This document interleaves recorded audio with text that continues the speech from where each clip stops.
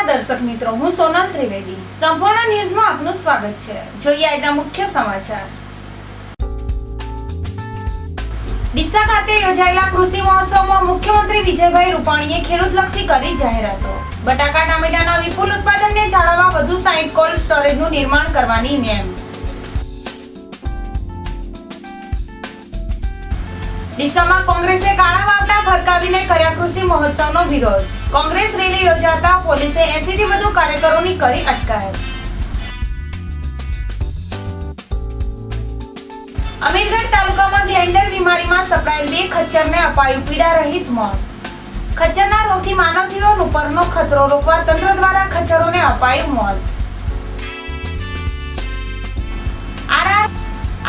Cell ભુજની ટીમે ચંડીસર ગામેથી વિદેશી ભરેલી દારૂ ઇન્ડિકા કાર ઝડપી. સિયોરી પોલીસે ફિલ્મી ડબ્બે પીછો કરીને વિદેશી દારૂની ખેપ મારતી સ્કોર્પિયો પકડી. સંપૂર્ણ ન્યૂઝ આપણી આંગળીના ટેવે આપના એન્ડ્રોઇડ મોબાઈલના પ્લે સ્ટોરમાં જઈ સંપૂર્ણ ગુજરાતની એપને ડાઉનલોડ કરો તથા ઇન્ટરનેટ ઉપર સંપૂર્ણ ન્યૂઝમાં લોગિન કરો www.youtube.com/સંપૂર્ણન્યૂઝ. જોઈએ સમાચારો વિગતવાર. ગુજરાત સરકાર દ્વારા ખેડૂતોના હિત માટે અનેક યોજનાઓ અમલી બનાવવામાં આવી છે. આ યોજનાઓમાં એક યોજના કૃષિ મેળાની પણ છે. કૃષિ મેળા અંતર્ગત સરકાર દ્વારા ખેડૂતોને અનેક લાભ આપવામાં આવી રહ્યા છે. ત્યારે આજે ડીસામાં કૃષિ મેળા 2017ના ઉદ્ઘાટન કાર્યક્રમ પ્રસંગે ગુજરાતના મુખ્યમંત્રી આવી પહોંચ્યા હતા અને આ પ્રસંગે મુખ્યમંત્રીએ પાટણ અને બનાસકાંઠા જિલ્લાના લગભગ 10,000 ખેડૂતોને સરકારની વિવિધ યોજનાઓના લાભ આપવામાં આવ્યા હતા. વિજયભાઈ રૂપાણીએ આજે ડીસામાં કૃષિ મેળાના ઉદ્ઘાટન પ્રસંગે કેટલીક કૃષિલક્ષી જાહેરાતો પણ કરી હતી. મુખ્યમંત્રી વિજયભાઈ રૂપાણીની અધ્યક્ષતામાં યોજાયેલી આ જાહેર સભામાં ટીવીના મશહૂર કલાકાર અને ભારત સરકારના કાપડ મંત્રી સ્મૃતિ ઈરાની, લઘુ નાના અને મધ્યમ ઉદ્યોગના મંત્રી હરિભાઈ ચૌધરી, ગુજરાત સરકારના મંત્રી શંકરભાઈ ચૌધરી, કેસાજી ચૌહાણ, ગુજરાત સરકારના મંત્રીઓ સહિત ભારતીય જનતા પાર્ટીના કાર્યકરો સહિત વિશાળ સંખ્યામાં ખેડૂતો અને લોકો ઉપસ્થિત રહ્યા હતા. આજે પોતાના વક્તવ્યની શરૂઆત મુખ્યમંત્રી વિજય રૂપાણીએ વર્તમાન સરકારની તુલના કોંગ્રેસ સરકાર સાથે કરી હતી અને વર્તમાન સરકાર જે રીતે ખેડૂતોના હિતોનું ધ્યાન રાખે છે તેના પર પ્રકાશ પાડ્યો હતો. આજે વિશાળ સંખ્યામાં ઉમટેલા ખેડૂતો નવ સંબોધી રહેલા મુખ્યમંત્રી વિજયભાઈ રૂપાણીએ આજે ખેડૂતલક્ષી જાહેરાત કરતા જણાવ્યું હતું કે હવે પછી ખેડૂતોને વીજ કંપનીઓ માત્ર એક જ માસમાં લોડ ચેકિંગ કરી જૂના હિસાબોનું બિલ કેન્સલ કરવામાં આવશે અને ખેડૂતોને નવું બિલ આપવામાં આવશે. विजय रूपाणी તેમની સરકાર અયોધ્યા में राम युवानों के काम किसानों को दाम અને महंगाई को लगामની નીતિ પર કામ કરી રહી છે. નપાણિયા માનવામાં આવતા બનાસકાંઠા જિલ્લાના પ્રગતિશીલ ખેડૂતોને પણ તેમની મહેનત બદલ અભિનંદન આપ્યા હતા. સાથે સાથે આજે એકવાર ફરી પદ્મશ્રી એવોર્ડ વિજેતા ઘેનાજી પટેલને ખાસ અભિનંદન પાઠવ્યા હતા. આજે વિજય રૂપાણીએ ખેડૂતોના પાકના રક્ષણ માટે જાહેરાત કરતા જણાવ્યું હતું કે હવેથી ખેડૂતોને પોતાના પાકના રક્ષણ માટે વાડ કરવા માટે સરકાર દ્વારા 50% સહાય આપવામાં આવશે. ખેતીમાં સ્વચ્છ ઉર્જાની મદદથી બટાટા, ટામેટા, ડુંગળી જેવા પાકોનો સંગ્રહ કરી શકાય તે માટે સરકાર દ્વારા ડોક્ટર ભાભ એટોમેટિક રિસર્ચ સેન્ટર સાથે મળી નવી ટેકનોલોજીનો વિકાસ કરી રહી છે અને પરમાણુ રેડિયેશનની મદદથી પાકને સ્કેન કરી લગભગ 8 માસ સુધી સંગ્રહ કરી શકાશે. આ સિવાય ખેડૂતોને 1 મહિનાની અંદર વીજ લોડ ચેક કરી નવા લોડ મુજબ વીજ બિલ આપી રાહત આપવાની પણ મુખ્યમંત્રીએ જાહેરાત કરી હતી. બનાસકાંઠાના ડીસા ખાતે આજે ગુજરાતના મુખ્યમંત્રીના અધ્યક્ષસ્થાને કૃષિ મહોત્સવ યોજવામાં આવેલ, જેમાં કોંગ્રેસ કાળા વાવટા બતાવીને વિરોધ કરતા પોલીસે 80 થી વધુ પ્રદર્શનકારીઓની અટકાયત કરી હતી.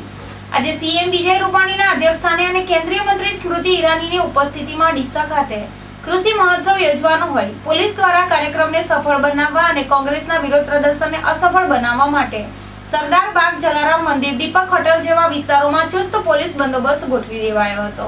જોકે ડીસા ધારાસભ્ય ગોવાભાઈ દેસાઈએ કૃષિ મહોત્સવનો વિરોધ કરવા માટે કાર્યક્રમની જગ્યાઓ બદલીને પોલીસને હળીએ ચડાવી હતી અને એસીડબ્લ્યુ હાઈસ્કૂલથી રેલી કાઢીને વિરોધ પ્રદર્શન યોજ્યું હતું.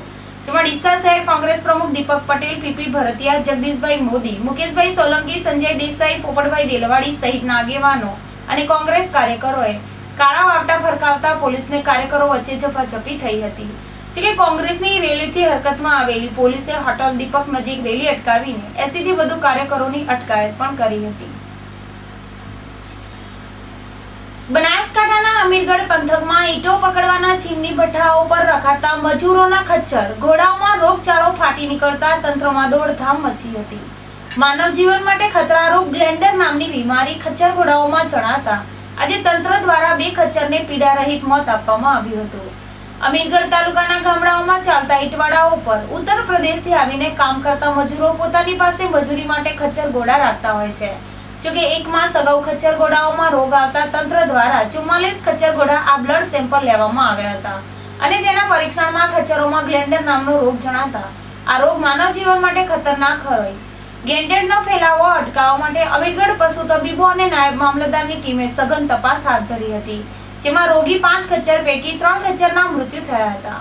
બાકીના 2 પીડિત ખચ્ચરને ઇન્જેક્શન દ્વારા પીડારહિત મોત આપવામાં આવ્યું હતું અને ખચ્ચરોના મૃતદેહને માનવ વસાહતી દૂર ઊંડા ખાડા ખોદીને દાટી દેવામાં આવ્યા હતા. જોકે ખચ્ચરોએ મજૂરો માટે આજીવિકા કમાવાનું સાધન હોય. સરકાર દ્વારા મજૂરોને ખચ્ચરના બદલે યોગ્ય વળતર આપવામાં આવશે તેમ પશુ તબીબ ડોક્ટર કે.એમ. પટેલે જણાવ્યું હતું.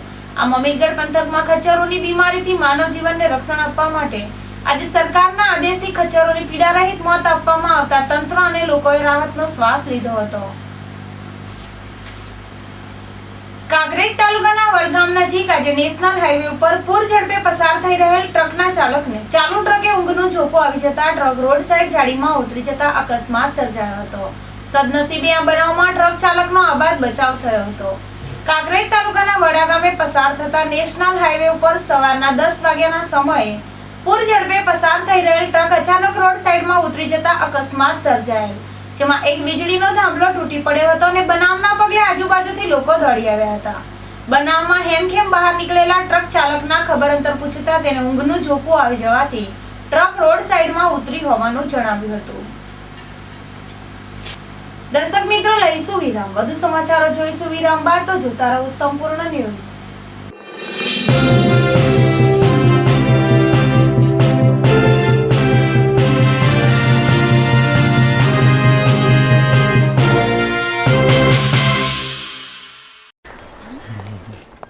Good morning sir. मॉर्निंग. आप लेट हैं. सॉरी सर, बहुत ज़रूरी काम था. जरूरी काम. इससे भी जरूरी? आज मेरा जन्मदिन है sir. Oh, happy birthday. Thank you sir. घर पे मम्मी ने आरती उतारी होगी. केक मंगाई इनके लिए? केक चॉकलेट वाला. सर, हर साल मैं अपने जन्मदिन पर क्या लेट आते हैं? नहीं सर, हर साल मैं अपने जन्मदिन पर ब्लड डोनेट करता हूँ. आप बैठिए ना प्लीज. किसी की जिंदगी आपकी वजह से रक्तदान करें. सोचिए मत, करके देखिए, अच्छा लगता है.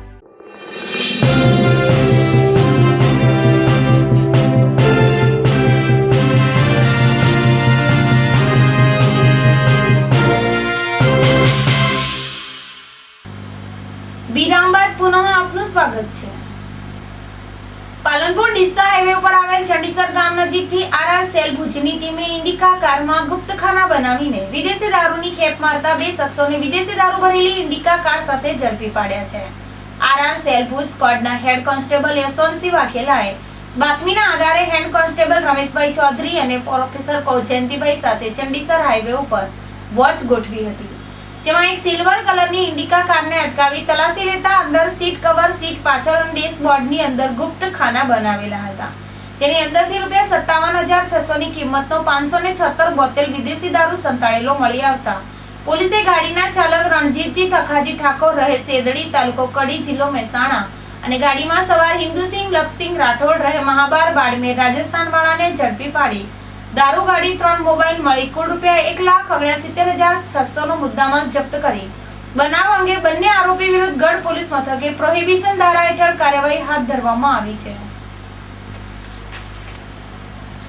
બનાસકાંઠાની સિહોરી પોલીસે રાત્રિ દરમિયાન ફિલ્મી ડબ્બે પીછો કરીને એક વિદેશી દારૂ ભરેલી સ્કોર્પિયો ગાડી ઝડપી પાડી છે. જોકે ગાડીનું ફાટતા ચાલક અંધારાનો લાભ ઉઠાવી પોલીસને ચપકો આપીને ભાગી છૂટ્યો હતો.